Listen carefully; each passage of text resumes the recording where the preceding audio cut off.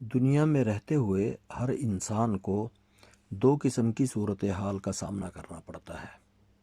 کبھی اس کو کسی بات کی خوشی ہوتی ہے، کامیابی ہوتی ہے، راحت ملتی ہے، اور کبھی اس کو کسی پریشانی کا سامنا کرنا پڑتا ہے، اور کبھی اس کو غم ہوتا ہے، کو تکلیف پہنچتی ہے۔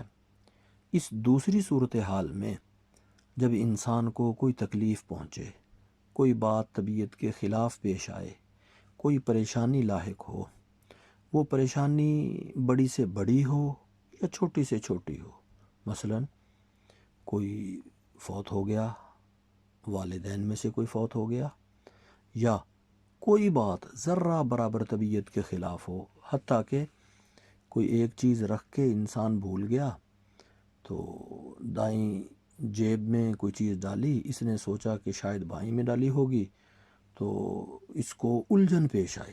یہ بھی پریشانی ہے۔ اس صورتحال میں، پریشانی کی اس صورتحال میں مجھے اور آپ کو کیا کرنا چاہیے؟ پہلی بات تو یہ ہے کہ اس پریشانی کے اندر یہ بات ذہن میں بٹھانی چاہیے کہ یہ اللہ کی طرف سے ہے۔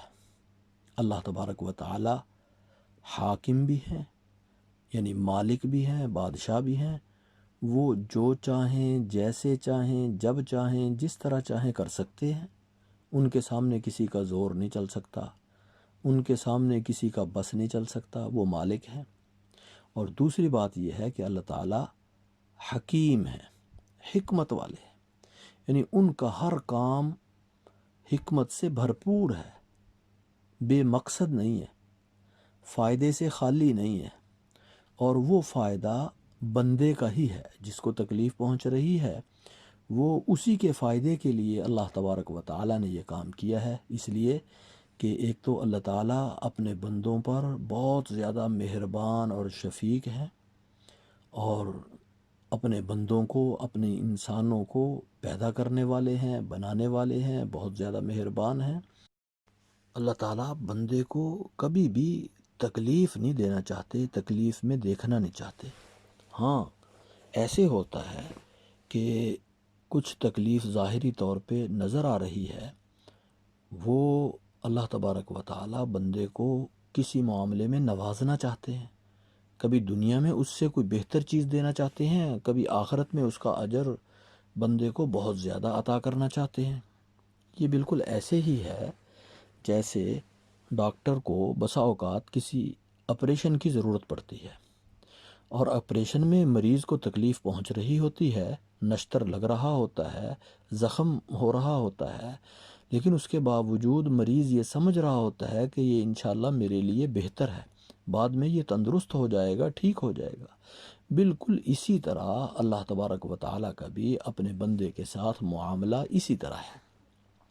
وہ اپنے بندے کو نوازنا چاہتے ہیں، عنایت اپنے بندے پر اپنی عنایت کرنا چاہتے ہیں، اور پھر اس موقع پر، یعنی تکلیف کے اس موقع پر بندے کو صبر کرنا چاہیے۔ صبر یہ ہے کہ انسان اپنی طبیعت کو کنٹرول میں رکھے، اور اپنی زبان سے کوئی ایسی بات جو شکوہ اور شکایت کی ہو اللہ کے دربار میں، وہ زبان سے نہ نکالے۔ بالکل ہاں، وہی باتیں کہے جو اللہ نے، اللہ کے محبوب صلی اللہ علیہ وسلم نے ہمیں تعلیم دی ہے۔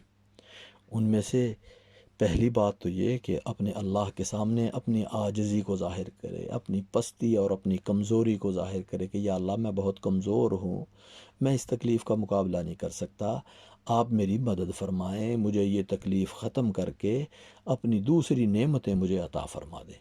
ایک تو یہ کریں، اور دوسرا یہ کہ اللہ تبارک و تعالیٰ نے جو تعلیم فرمائی ہے قرآن کریم میں کہ مصیبت کے وقت یہ پڑھنا چاہیے، انا للہ و انا الیہ راجعون۔ اس کا معنی وہی ہے کہ ہم اللہ کے ہیں، اللہ ہمارے مالک ہیں، جیسے چاہیں وہ ہمارے ساتھ کریں، اور ہم بھی اسی کی طرف لوٹ کر جانے والے ہیں۔ اس معنی کا استحضار کرے۔ اور تیسرا یہ کہ انسان کو اس تکلیف کو دور کرنے کے لیے اسباب اختیار کرنے چاہیے۔